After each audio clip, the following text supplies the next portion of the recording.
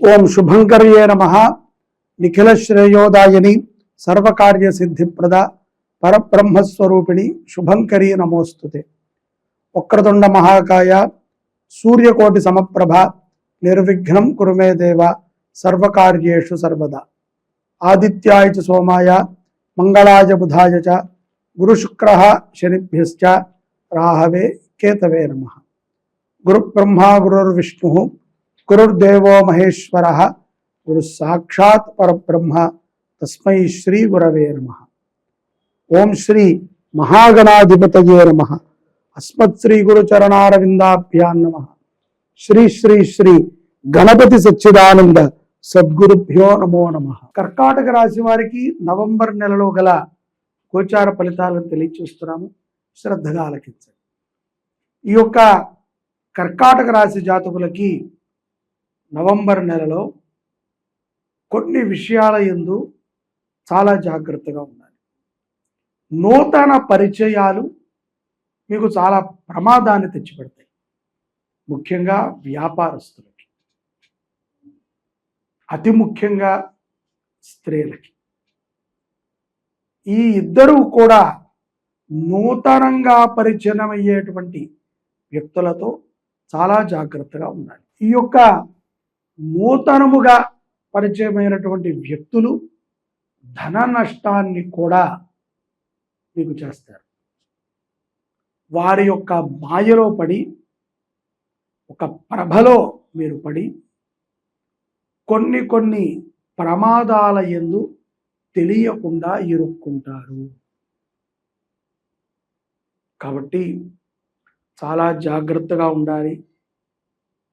మనకి రైల్వే స్టేషన్లో, బస్ స్టాండ్లో పెడుతూ ఉంటారు కదా, అపరిచయస్తులతో జాగ్రత్త. అలాగా కర్కాటక రాశి వారు అపరిచిత వ్యక్తులతో చాలా జాగ్రత్తగా ఉండాలి. ఏమాత్రము ఎంత అవకాశం దొరికినా వారు మనని వంచడానికి, మోసం చేయటానికి వెనకాడరు. అది మన స్వయంకృతాపరాధం అవుతుంది. కర్మని ఎవరూ తప్పించలేరు. చివరికి మనం అనుకునేది ఒక్క మాటే, కానీ తప్పించుకునేటువంటి అవకాశము గ్రహస్థితుల ద్వారా మనకున్నది. జాగ్రత్తగా ఉండండి.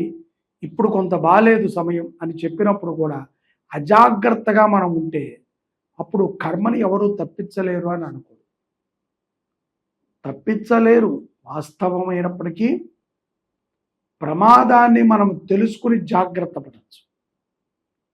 ముందుగా వర్షం పడుతుంది అని మనకు ఒక సూచన ఉన్నప్పుడు బయట ఆరేసుకున్నటువంటి బట్టలను తెచ్చి లోపల పెట్టుకోవచ్చు.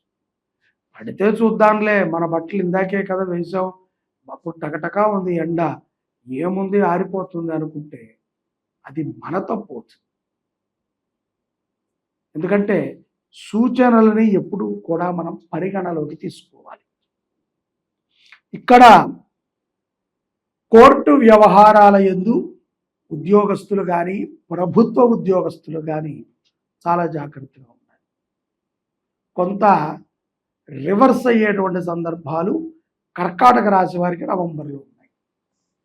కోర్టులో ఉన్నది తేలిపోతుంది. అన్నదమ్ముల వ్యవహారము కానీ, అక్క అన్నయ్య వ్యవహారం కానీ, చెల్లి అన్నయ్య వ్యవహారం కానీ, ఏదైనా ఆస్తులకు సంబంధించినది కానీ, ఇతరులు మన మీద వేసినటువంటి కేసులు కానీ కొట్టేస్తారులే అని మనం అనుకుంటుంటే ఏదో ఒక మాయ జరిగేటువంటి సందర్భం అయితే ఈ యొక్క నవంబర్ మాసంలో కర్కాటక రాశి జాతకులకి స్పష్టంగా గోచరిస్తుంది. తస్మాత్ జాగ్రత్తగా ఉండాలి. కోర్టు వ్యవహారాలు కూడా కొంత ప్రముఖంగా ఉన్నాయి. ద్వితీయార్థములో ఎక్కడి నుంచి వస్తుందో తెలియదు కానీ డబ్బు బాగా వస్తుంది. అలాగే ఎంతో జాగ్రత్తగా ఉంటే మీ వస్తువులని, మీ ఆత్మాభిమానాన్ని మీరు కాపాడుకోగలుగుతారు. లేకపోతే వస్తువులు పోతాయి, ఆత్మాభిమానము చచ్చిపోతుంది. ఒక బ్లాక్మెయిల్కి కూడా గురయ్యేటువంటి సందర్భాలు ఈ యొక్క కర్కాటక రాశి వారికి నవంబర్ నెలలో గోచరిస్తున్నాయి. చాలా జాగ్రత్తగా ఉండాలండి. ఇది కొంత గట్టు కాలమైనప్పటికీ ఇటువంటి సమయమునందునే మనవారు ఎవరు, పరాయి వారు ఎవరు, ఎక్కడ మనము మోసపోతున్నామో గ్రహించుకోగలుగుతాం. కాబట్టి తస్మాత్ జాగ్రత్త. కొన్ని ప్రమాదాల నుంచి కూడా బయటపడతారు. ఆరోగ్య సమస్యలు వస్తాయి. జ్వరము చాలా వెంటాడుతూ ఉంటుంది. కఫము, దగ్గు, ఇటువంటి రోగాలు చిన్న రోగాలు అయినప్పటికీ విశ్రాంతి ఎక్కువ అవసరపడుతుంది. చేసేవారు ఉండకపోవచ్చు. మీరే అన్ని పనులు చేసుకునేటువంటి స్థితి కలగవచ్చు.